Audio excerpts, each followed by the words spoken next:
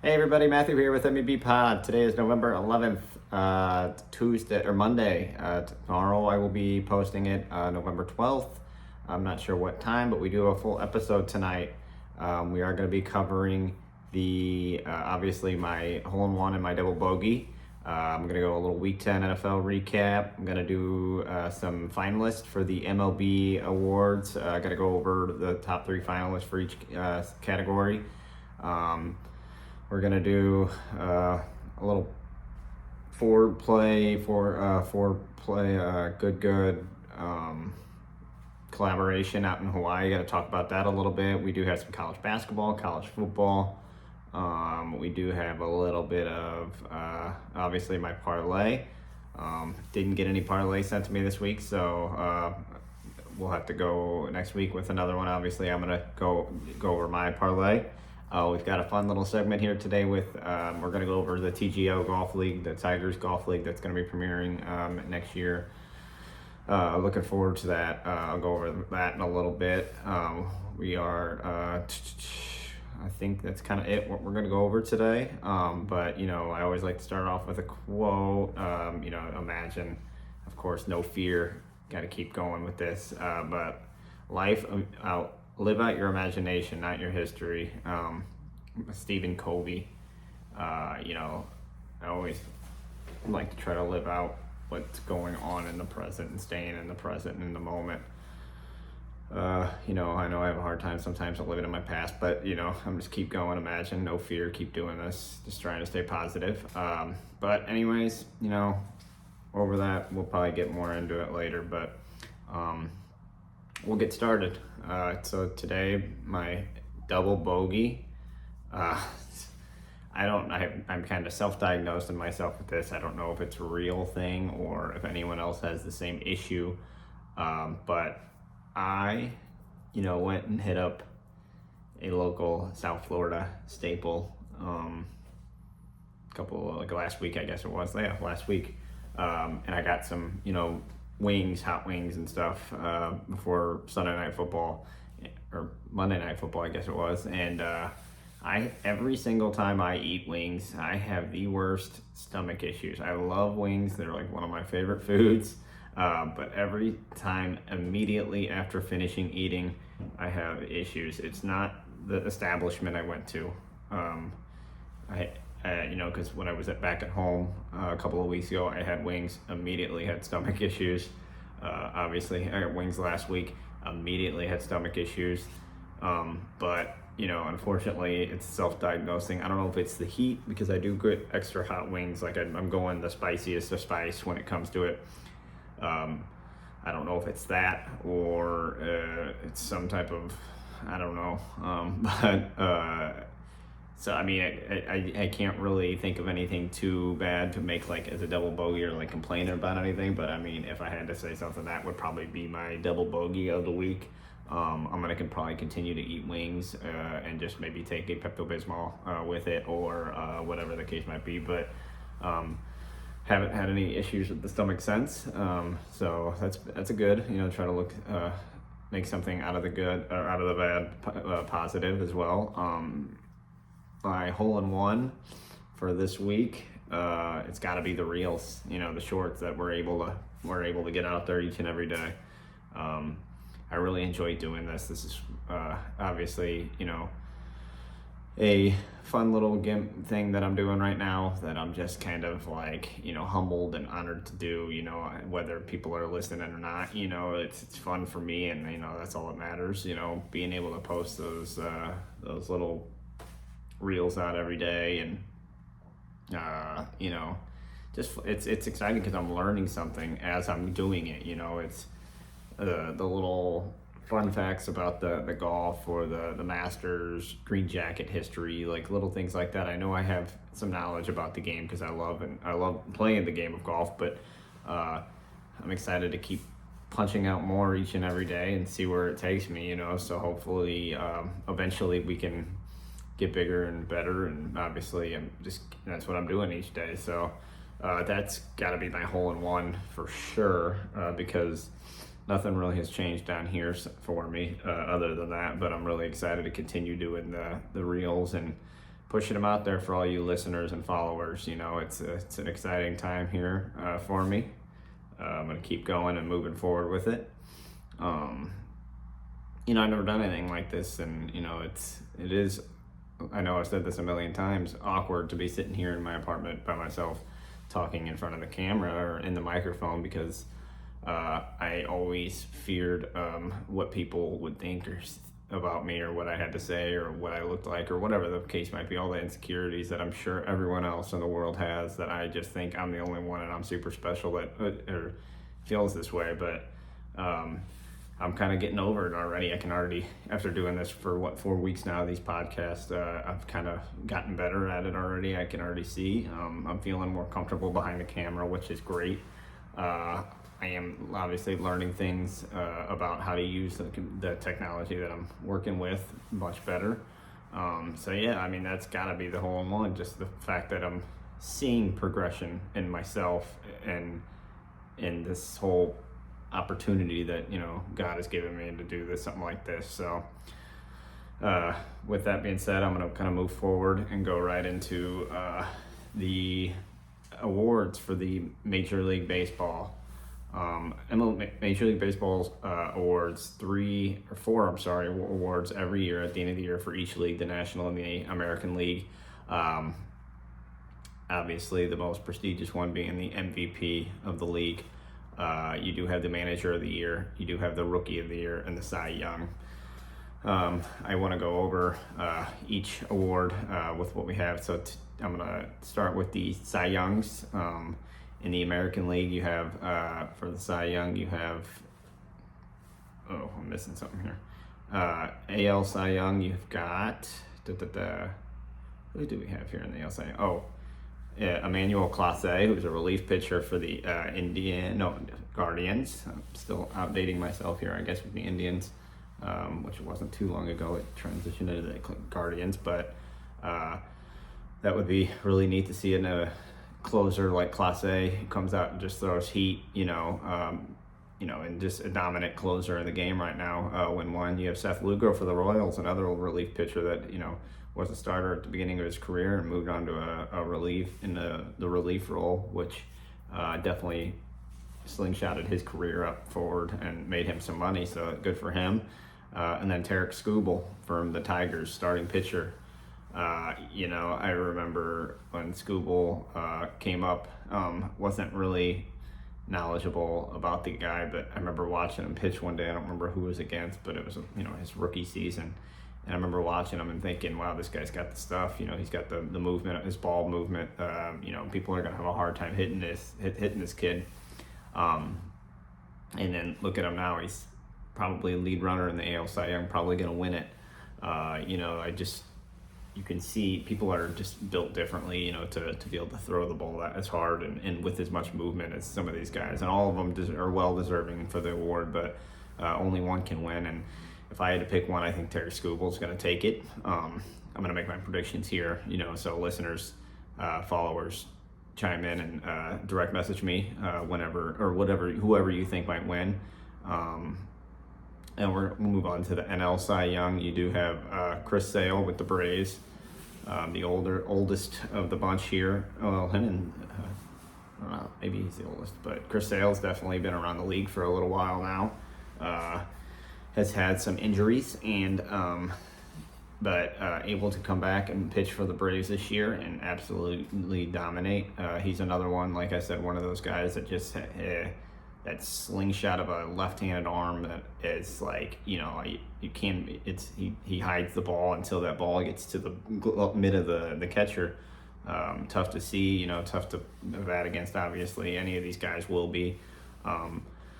But Chris Sale's definitely well-deserved to be in the top 3 finalists of the National League Cy Young Award. We do have Paul Skeens, of course, rookie sensation, LSU. Obviously, anyone that is a follower of baseball might know, even people who do not follow the game of baseball probably know who Paul Skeens is. He is the boyfriend of your girl, Libby Dunn, over at LSU. So that might be his clout that he's got over the years or over the past year and a half, 2 years with dating her. definitely is a recognizable name for you non-baseball fans. He came out, started with Army, I want to say, in college, went transferred to LSU, won a national championship at LSU with them, moved up to, got drafted in like 2 months into the season, got pulled up to the Pirates. Absolutely dominated the league. It was really cool to see him succeed. Seems like an all-around standout guy. Out of all teams that I don't think he ever did beat in the National League was the Cardinals this year, which is pretty amazing for the season that the Cardinals had. I know Cardinals usually struggle off of rookie pitchers, but it was really neat to see him pitch against the Cardinals. Next time he pitches down here in Miami, I'm going to have to go check him out for sure. Another front runner for the Finalist World Series Cy Young Award winners. Definitely I don't think he's going to win just because his short stint up in the league. But for what he has, he's definitely got potential in the future to win one. And then of course you have the Cy Young Award, Zach Wheeler, another guy that's been in the league for a little while, dominant with the Phillies, just consistent, a very consistent pitcher. You know he's going to go out there and give you 5, 6, or at least like 6, 7 innings, 8 Ks, ERA at least of a 2.8 to a 3 earned run average. Can't really complain. Always has good stuff. Obviously, everyone has off days, but he, seems to never have one. He always has a consistently good, outing every day in and day out. So, if I had to choose between the three of them, I'd like to see Skeens win, but I think he probably will win another award coming soon. But I think your Chris Sale is going to end up winning the thing. Just like I said, if they had like a comeback player, he might win that one too. But Sale's my winner for the AL or NL Cy Young. We are going to move on with the NL and AL Manager of the Years. We'll start with the AL, of course. Your AL Manager of the Year candidates are AJ Hinch from the Tigers, Matt Quaterano with the Royals, and Stephen Vogt with the, almost said Indians again, Guardians.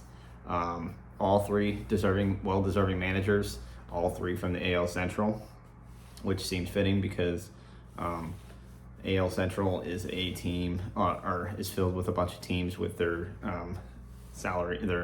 They're not spending as much money as teams like the AL East, like the Yankees and the Red Sox, or the you got your Astros who are just filled with talent and money. So it's fitting that these guys will be in the running. To be honest though, if I had to pick one, obviously all did a great job. Stephen Vogt had the best team, I think. Like quality of players, with the Jose Ramirez at third, the Naylor brothers, had just all, had some talent in that team. Now,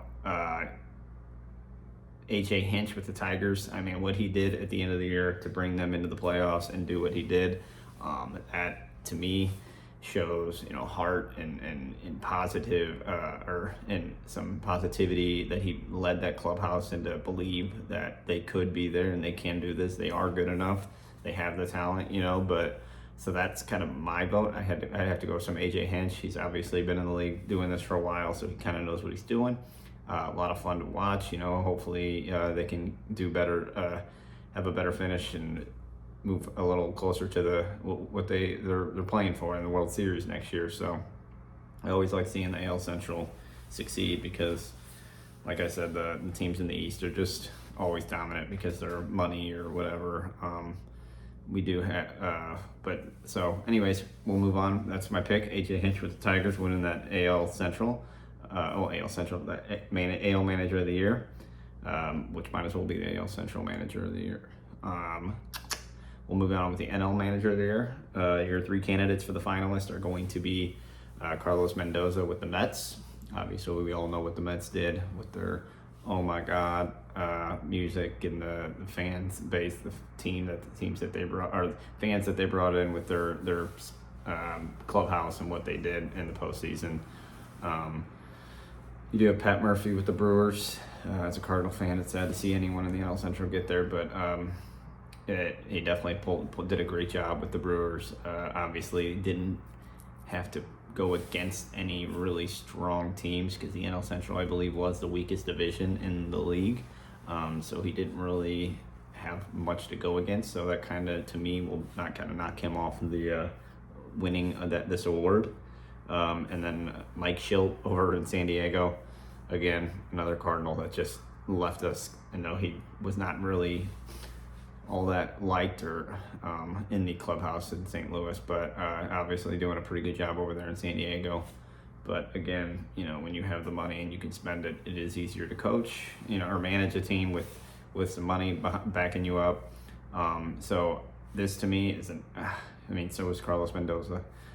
They've got a lot of money over there. But again, like I said with the AL manager, AJ Hench, Carlos Mendoza is going to be my NL manager of the year. Just because as bad as the Mets played kind of towards the end, or towards like that middle of the year, the struggles they had, he kept some belief in the clubhouse and sparked some energy to the guys. Of course he has some leaders in that clubhouse like Frankie Lindor, some Polar Bear, Pete Alonso, and guys like that will definitely contribute offensively and defensively. But those guys got to get backed up by a manager, and he was there to help them, and I was excited. It was an exciting run they had in the playoffs. So again, not a Mets fan, but would like to see. I loved seeing what they did there at the end with all the drama they pulled in the playoffs.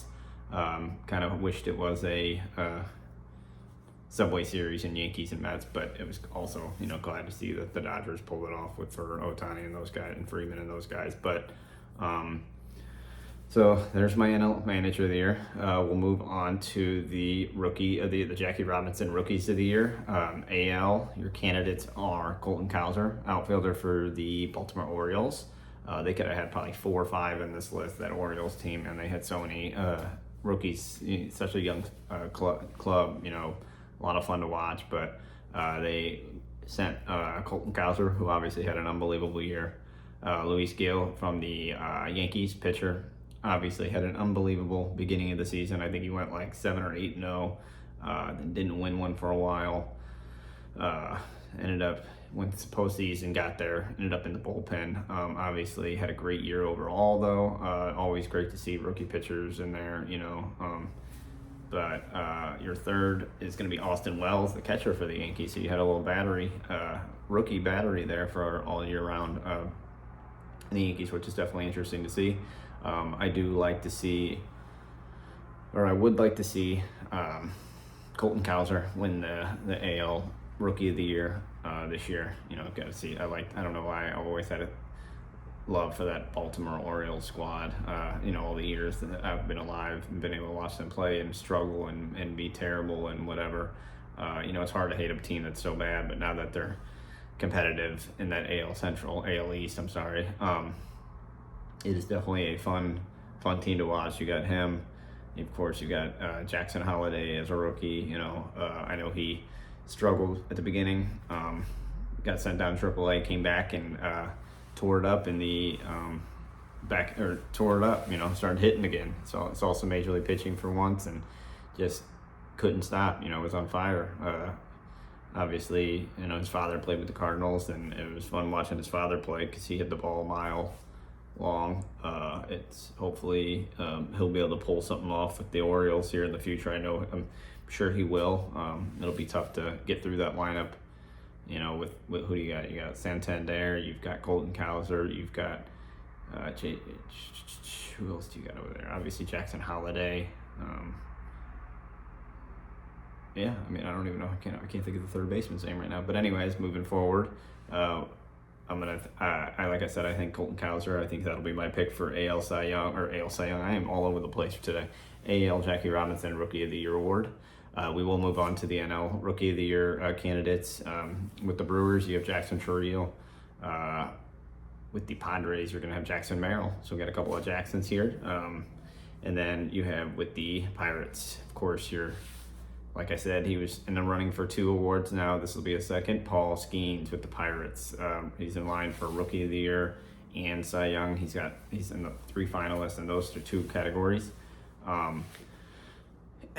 As a fan of the Cardinals, and obviously you have 2 NL Central guys in here, my candidate, and I know he didn't beat the Cardinals, is going to be Paul Skeens. What he did after, he pitched in college, or he pitched in the College World Series like a month prior to actually getting brought up in the majors. What he did was just absolutely unbelievable. It was like came up, was going 6-7 innings every outing, throwing 9 Ks. I know I watched a game where he was going against the Cubs at Wrigley, first time in Chicago, and he threw, I think, the first 6 strikeouts in the first 6 batters. It was one of the coolest things as a rookie pitcher to watch a rookie pitcher do. So with my pick, NL Central Pirates, Paul Skeens winning that Rookie of the Year. We'll see all this here later this week when they announce. I'll tell you the dates here in a few minutes. Now we've done the Cy Young, we've done the Manager of the Year, we've done the Rookie of the Year. We'll move on to the big dog. We'll move on to the AL and NL MVPs. This is the most honored award of the year given every year from the MLB, other than like the World Series or whatever, but like for personal achievements. In the AL, you're gonna have your captain of the New York Yankees, Aaron Judge, Juan Soto, and Bobby Witt Jr. From Kansas City. 3 obviously incredible players moving forward. Keep hitting. Bobby Witt, Soto, and Judge have all competed in home run derby competitions, have all been very successful at the plate and in the field.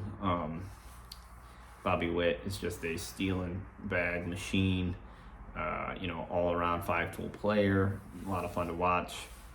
I wish he would win. I don't think he will, just because, you're going against a guy like Aaron Judge, who is just the best player behind Ohtani. And I want to say behind Ohtani, it's by a mile. Ohtani is by far the best player in the league.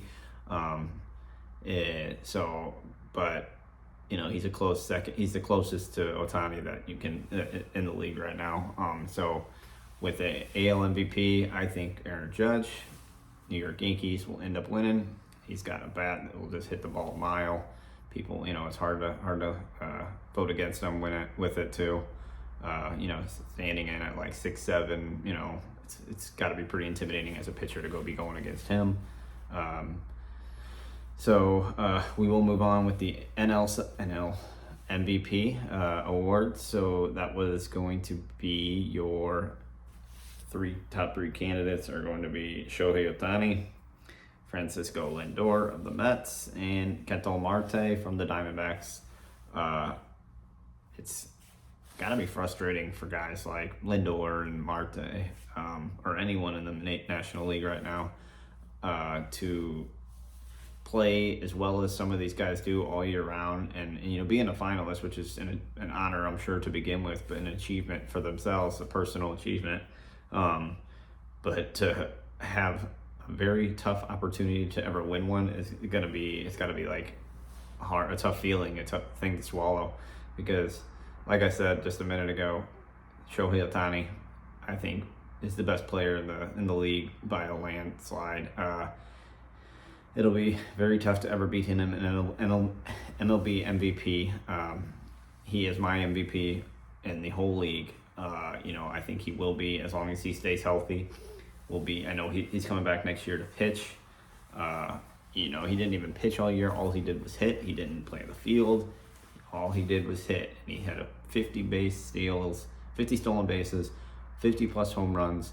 The guy can do it all. He can pitch, a sub-2 ERA if he wanted to. I'm really looking forward to seeing him pitch again next year. It's going to be hard to stop him.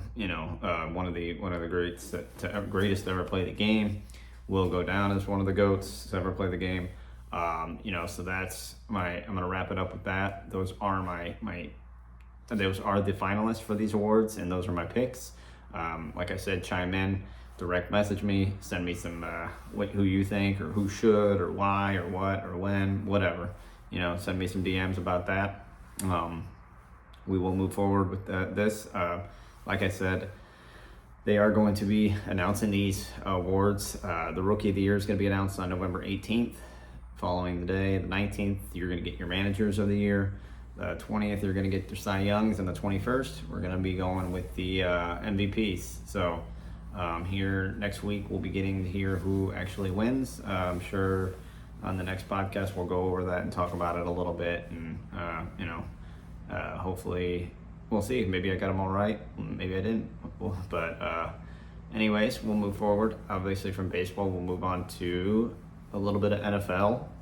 Right now, the Dolphins are playing the Rams out at SoFi in Los Angeles. They're winning 10-0. What a crazy week we had in the NFL. Obviously, all I did was get to catch up on the highlights. We did watch some plays, obviously, and some Scott Van Pelt and all that good stuff. But your Chiefs continue to win. I don't know how they do it. They are undefeated still, 9-0. The Cowboys just got obliterated by the Eagles. It's always fun to see the Cowboys go down. It's one of my favorite things in the world. I don't know why I don't like the Cowboys. I just kind of jumped on that bandwagon a long time ago, and I love seeing them lose. Dak Prescott's down for the season. That's unfortunate. It is sad to see. Even though he's a Cowboy, I still wish the best for him. Hopefully he can, get whatever he is figured out, fixed, and get back on the field, because it is sad to ever see anyone go down. So prayers out to Dak. Hopefully he can get this surgery done and be back next season and play strong. At least competitive, Cardinals, Arizona, dominate the Jets, Jets, to take the first place in the NFC West, which is a surprise. We all expected maybe the Rams or 49ers to be on top of that division. I'm just naming NFC West teams right now. I'm watching the Rams game. So, it is nice to see that division competitive right now. The Patriots and the Panthers get their third wins of the year, which is, nice to see Bryce Young finally come off of a tough beginning of the year and get a win under his belt. The Steelers beat the Commanders in a tight one, 28-27. It was kind of a back and forth game. The Lions move up to 8-1 with a walk-off field goal against the Houston Texans, which was unbelievable. It was a bomb, right? It probably couldn't have been any closer to being out or off, missed field goal. It was one of the it was right there off the post almost. But that was one hell of a game. So, with that being said, that's kind of like my little NFL recap. I know some other games happened.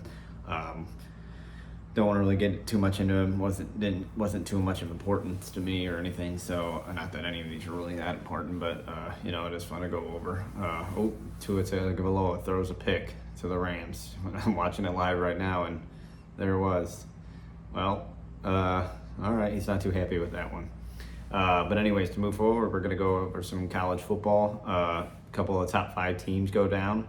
Of course, the University of Georgia lost in the Grove to Ole Miss 28-10 with an upset. It's been a wild NCAA football season with all these NIL deals and transfer portals. A lot of teams are good, and that's why I think they're expanding this to a 12-team playoff. It's good to see a bunch of great teams. Obviously, the SEC being still dominant in the top 25, but it's fun to see all these top tier teams go down, week in and week out. Another top 5 upset was, University of Miami. Sorry, Canes fans. You were set, you had Atlanta against Georgia Tech as like a little trap game, and it was definitely a fun one to watch, but Georgia Tech was able to storm the field against you. Cam Ward had the ball in the last 2 minutes to take it down the field. Unfortunately, it was strip sacked. Georgia Tech recovered it and took a knee to finish it off. It was a great game, great overall job by both teams. Well coached, well played. Georgia Tech was able to and finish it off with a win. It was a really exciting game. So like I said, those are some of the top 5 teams that lost this week. We're going to move on to a little bit of college basketball. Like I said, it's very early in the season. I know last week's podcast I mentioned your top 10 teams with Kansas, Alabama, UConn, Houston, Iowa State, Gonzaga, Duke, Baylor, North Carolina, and Arizona. And like I mentioned last week, I always think Houston's trash, and that they're ranked at number 4. Of course, I know they played in a number 11 Auburn, which is still a strong team, but they did go down. Number 1, Kansas, Rock Chalk Jayhawk. As a Missouri Tiger fan, it's hard to see the Jayhawks win, but they did take one down this week. They took down number 9 UNC, the Tar Heels. Kansas had a 20-point lead at half, blew it, but was able to hold on to a 92-89 victory. Your boy Zeke Mayo for KU off the bench led the Kansas Jayhawks with 21 points. And then your Seth Trimble for the North Carolina ended up leading the Tar Heels with 19 points. A really fun game. Haven't been able to watch a complete game of college basketball yet this year, but tomorrow we have a couple of blue bloods in Duke and Kentucky going up against each other in Atlanta. You're gonna have my first little Cooper Flag full game sighting. Excited to watch that. He is, like I said, one of my favorite college basketball players right now, and I haven't even really got to see the guy play. Looking forward to doing it. It's always exciting watching a blue blood game like a Duke and Kentucky go against each other. But should be a good game. It's Duke being top 10, 7 versus 23, I believe Kentucky is. Should be a good game. Neutral site, Atlanta. Should be a good one. We'll see. We are going to move on forward with a little bit of, actually it's my parlays. So again, we had a parlay last week sent into me. Sorry, Joe. The Cardinals kind of blew it for you. You picked the Jets over the Cardinals, and they just got obliterated. So we won't be able to send you any merch this time. Get back to me, and we'll pick you on for another week. But if there is anyone out there that is listening or following, direct message me with a parlay. That's all you got to do. It's free. Send it to MEB Golf on Instagram, or you can put it on my YouTube or my X account or my TikTok or whatever, or send it directly through my text messages. I have 2 accounts. You can, I don't know. I'm losing my train of thought. I have 2 accounts on Instagram, at MEB Golf or at Matthew, MATTHEW _ Brennan, BRENNAN. Direct message one of those accounts. Direct message my YouTube, my Instagram, my TikTok, or direct message me on my cell phone with a parlay. Like I said, it's free. It's a chance for you to win some free merchandise, a hat or a shirt, whatever your choice. Obviously, no one sent me one this week. I'm going to be doing my parlay. I do have the Lions over the Jaguars this week, Dolphins over Raiders. We're going to do 49ers over Seahawks, Colts over Jets, and we're going to do Vikings over Titans. That is my 5-game parlay. The one I put last week for the 5th of November, my hockey parlay, lost. Not very fun, although I was being a little biased with the Blues over the Lightning, and the Blues actually ended up pulling it off. Fumbled by Tua. But yeah, it was a little unfortunate that one lost, but I won't be able to send any free merch this week because no one, Joe's parlay didn't go through, and hopefully I can get one next week. But those are my parlays of the week. It is as easy as a simple direct message. That's all you got to do. Anyways, moving forward from the parlay, we're going to go with the TGL Golf League. If you haven't heard about it, I've only heard bits and pieces about what it's about. It should be fun. It is a Tiger Woods Golf League, going to be hosted in January in Palm Beach Gardens, Florida. It is a virtual golf league. Like I said, I believe on January 7th. All the matches are going to be played at SoFi Center in Palm Beach Gardens, Florida, with the capacity of like 1,500 people can attend. It's going to be 6 teams. Teams held in Atlanta, New York, San Francisco, Jupiter, Los Angeles, and Boston. I have all 6 teams here. Your Atlanta team is going to be led by Justin Thomas, with his teammates going to be Patrick Cantley, Billy Horschel, and Lucas Glover. Your New York Golf Club team is going to be led by Wyndham Clark, with teammates Matt Fitzpatrick, Ricky Fowler, and Cam Young. We do have the San Francisco, the Bay Golf Club.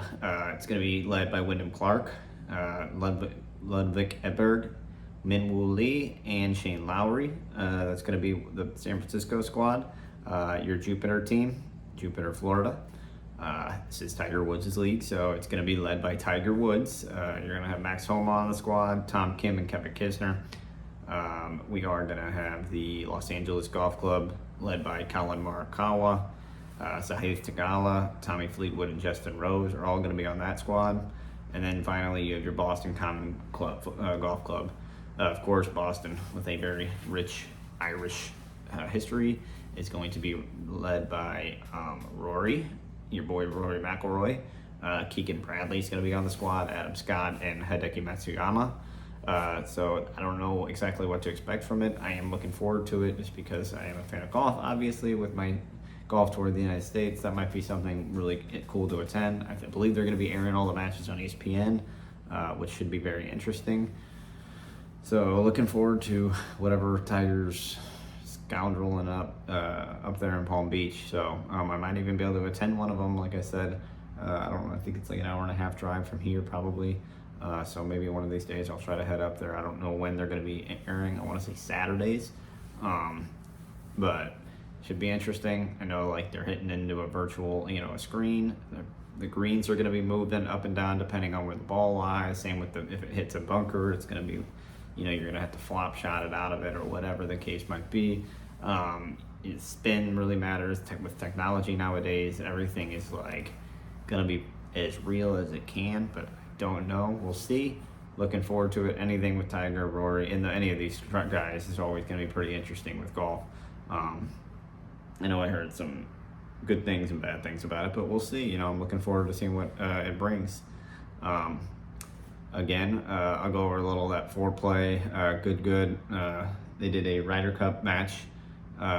Captain's picks, of course. I just watched the episode of the guys that were in Hawaii. As of course, Team Riggs against Team Garrett.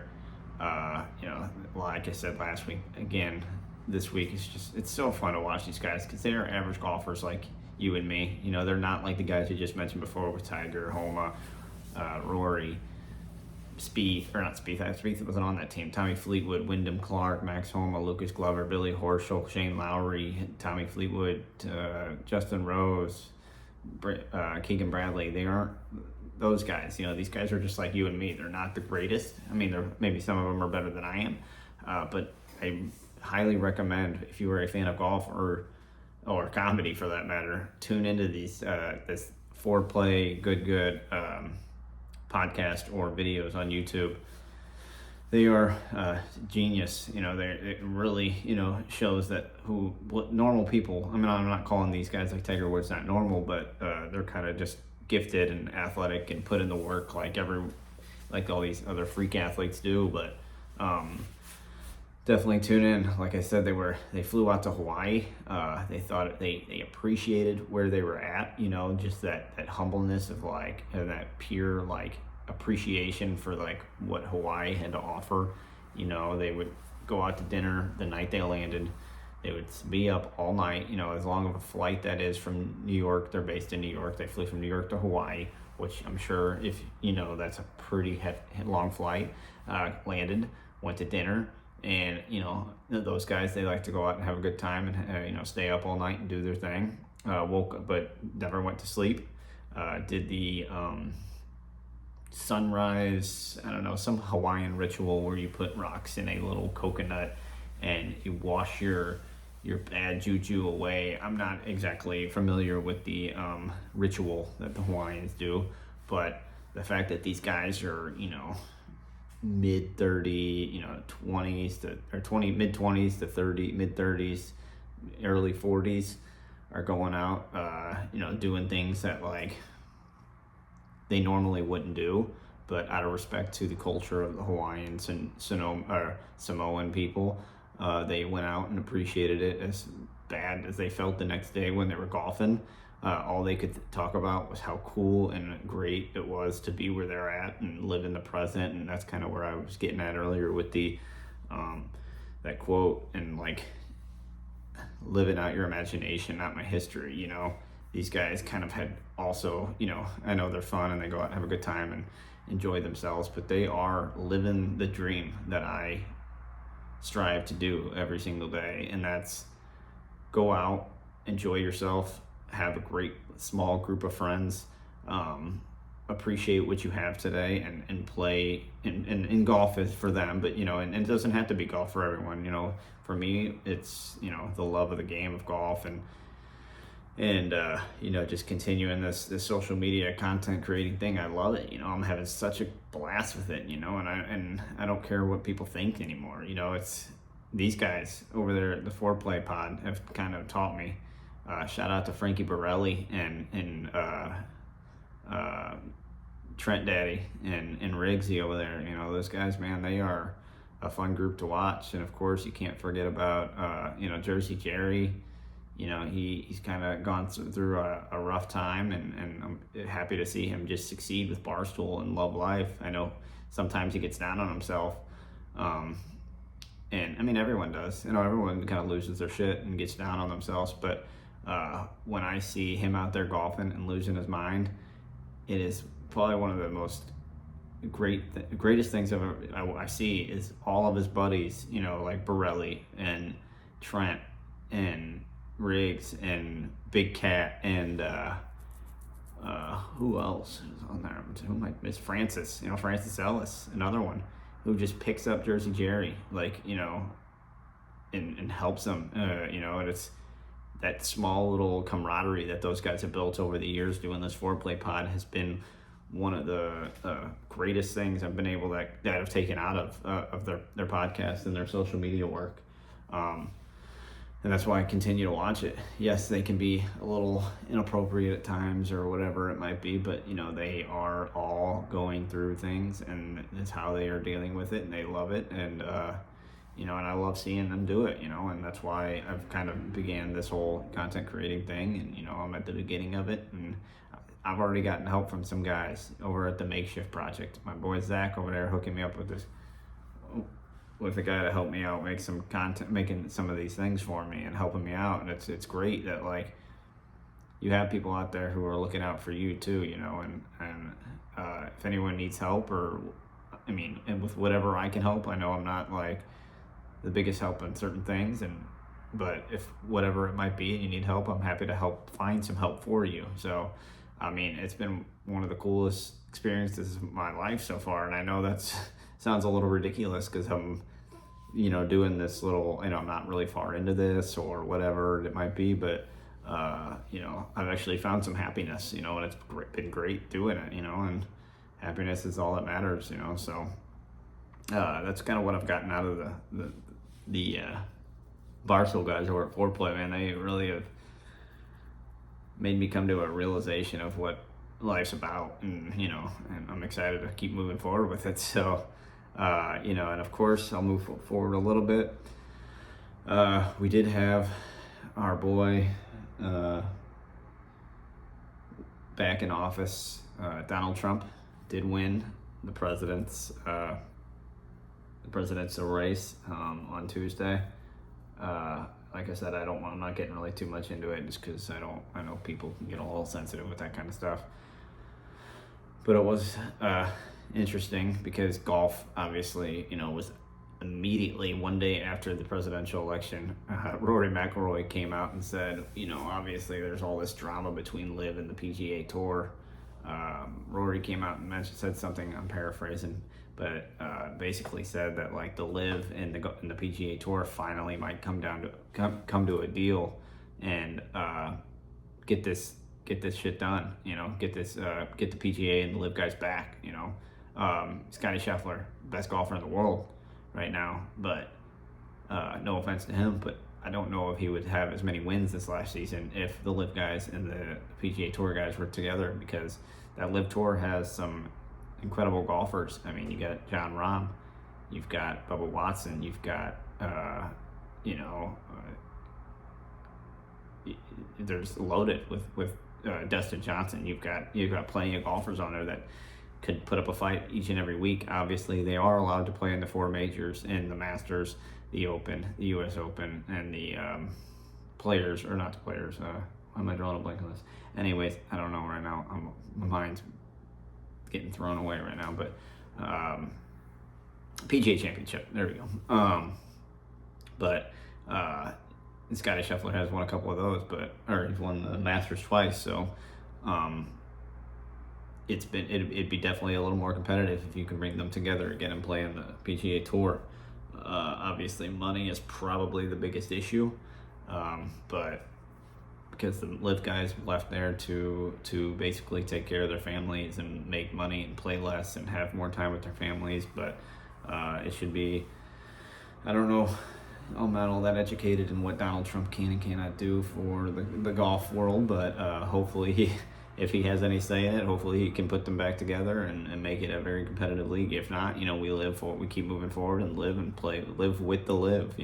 I don't mind watching it. I was able to attend the Live championship down in Doral last year, 2 years ago, I guess, 2 seasons ago. That was one of the coolest things I've ever been to. Got to get close up in person to Mickelson and Dustin Johnson and all these guys. It's really cool, neat to see Bryson DeChambeau, of course, hitting the long ball, able to watch these guys play. So hopefully, I don't know, we'll see what the future brings in golf, but I'm looking forward to what it does. If it doesn't, I'm excited to still watch all the other tournaments, like the Players and all these other tournaments without the Live guys. Of course, it will be exciting when the Live guys come to the Masters in April.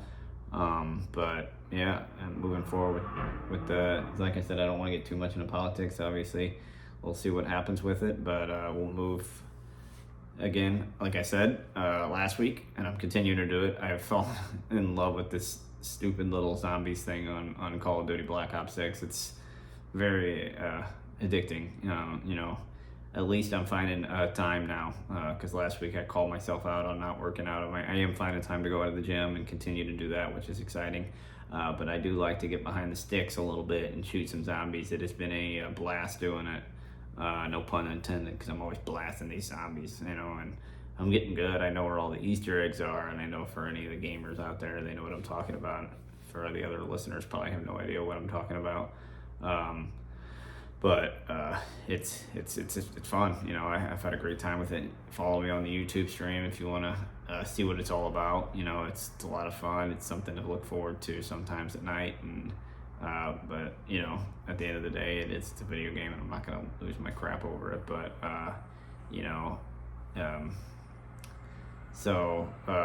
we've had a lot of great times on it, and I'm gonna move forward a little bit. I don't really have much to talk about with my golf tour of the United States, because obviously right now we're in my business, in my industry, where it's busy season, so I'm gonna be working probably a lot, but I'm gonna continue to be posting on this and my reels every day. Well, I'll be posting on my podcast once a week on Tuesdays, and my reels every day. So continue to follow and follow along and see what I have to offer. And if you have any questions, or like I said, if you want to direct message me with a parlay, and I will call you out next, or shout you out on the pod next week. MEB Pod's getting bigger and bigger each week. I got people from 7 different states now. I don't know how much better you can get.